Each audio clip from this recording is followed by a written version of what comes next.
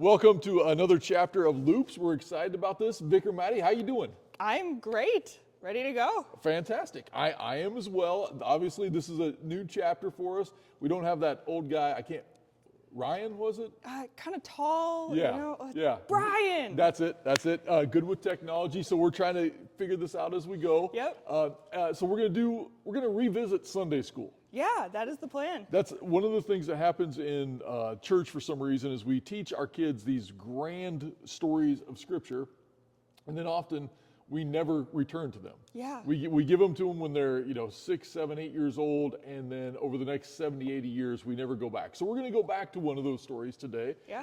And you get to choose. So what's one of those great Sunday school stories you want to go back to? Well, you see, I really had to convince you to do this with me, and Okay. since Loops works better with two people, I figured the way to convince you would be to start in Exodus. That's always a good choice. Always a good choice. So today we get to talk about Moses, and I'm Okay. going to tell you the story of Moses. I was supposed to pick one specific story, but as you know, it's kind of It all works together. it really does. And Well, so fantastic. We're going to go through Moses' story kind of from beginning to end. Okay, tell us about Moses. Sweet. So the story of Moses starts off while the Israelites are slaves in Egypt. Yes. And Pharaoh orders that all of the baby boys need to be killed because the Israelite population is too big. Yeah. Well, Moses' mom, she's a very creative woman. Yes. She has a new idea. She's like, okay, I can't let that happen. So here's what we're going to do. I'm going to take my baby, I'm going to put him in a basket, and I'm just going to set him floating down the Nile River. Uh-huh. She was desperate because the Nile, Right. Not good. not a nice place. And so what happens is Moses actually survives that journey, and he's picked up by Pharaoh's daughter, and he's raised as an Egyptian in the palace. Uh-huh. And so wild beginning, right? Yes, exactly. Yes. Wild start to the story, but it continues kind of growing and Uh-huh. continuing to explode off of that. Yeah, because Moses has his kind of feet in both worlds. Then he's part of the Egyptian community, but he's also part of the Hebrew community still. Yeah, he really does. And so what happens is later on in his life, a long time down the line, he sees a slave master beating an Egyptian. Yes. And Moses can't tolerate this injustice. And this really is the beginning of his trajectory and his arc of being called by God. And so as he sees this happening, he stands up for the man. And this ends up resulting in Moses killing the guard. Yes. And once Moses realizes what has happened and that he has murdered this man, he just takes off. It's part of the story that people probably don't know, because frankly, this is the part we don't often cover in church.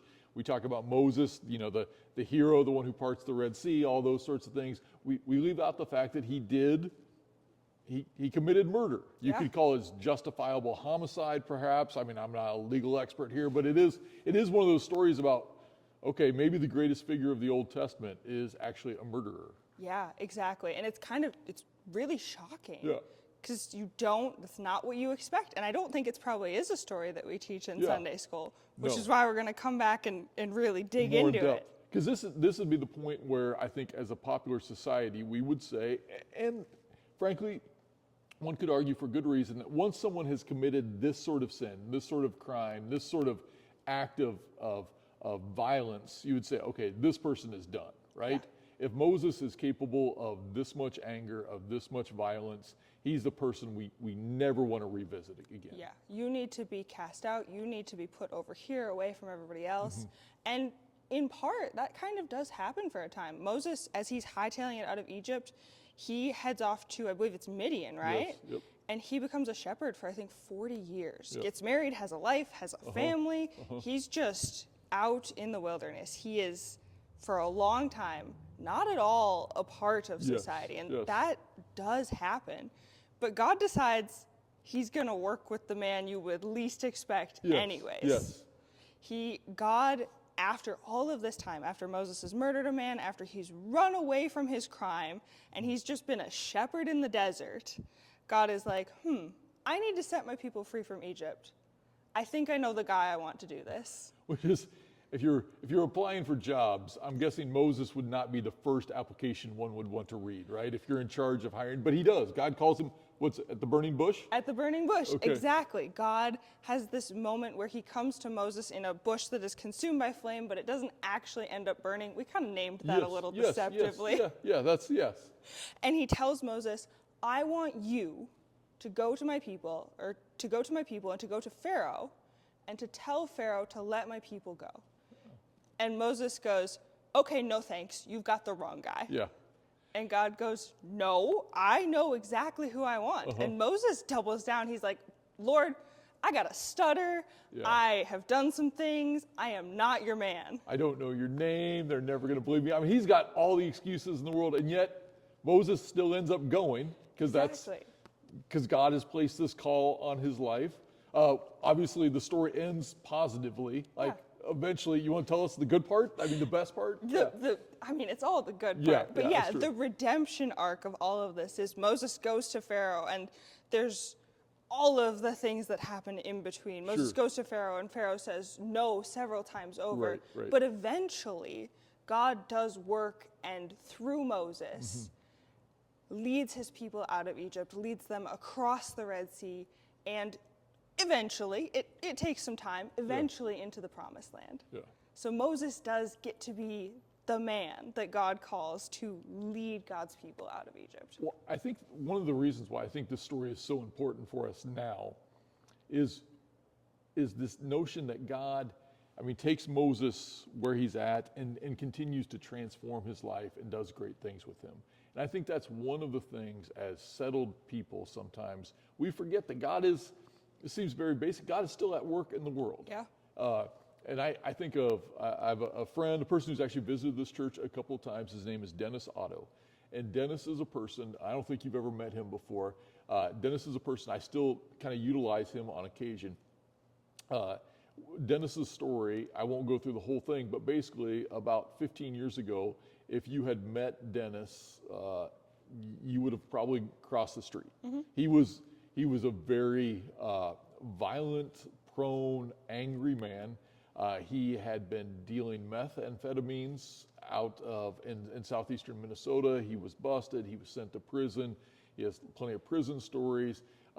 He was a bad dude. Yeah. And he was one of those people that you would say, okay, as a world, we just want to avoid people like him, right? Not a guy I really need to spend time with. Exactly. And then somehow, some way, God, and there's a whole book written about this, God got a hold of Dennis's life, and it was in part through the woman he was dating, who's become his wife. It was in part through her family as well. And all of a sudden, Dennis just had this change. Like God got a hold of him in a way that dramatic, where when you see pictures of him, he actually went backwards in time. He actually became younger. Because all this anger and all this frustration was passed away. And I was thinking about Dennis today. I just saw, I don't do a ton on social media, but I just saw Dennis was telling a story of yesterday he went to visit some inmates.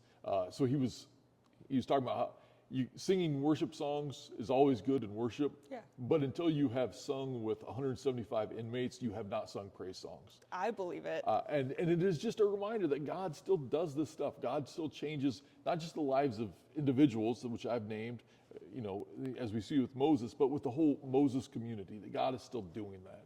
Exactly. And I think that's part of this series. As we talk about Sunday school stories and things that we learned, this isn't something that's just either way back when or when I learned it as a kid. It's stuff that really still matters for us today, because we believe as Christians that God is moving and working and doing things in our lives, in our world.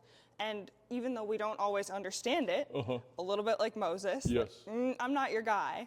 God is still going to use people that we might not think to. And I think that's just such a blessing and a wonderful outlook to have on life. And thing to have in our pockets. Well, this has been fun.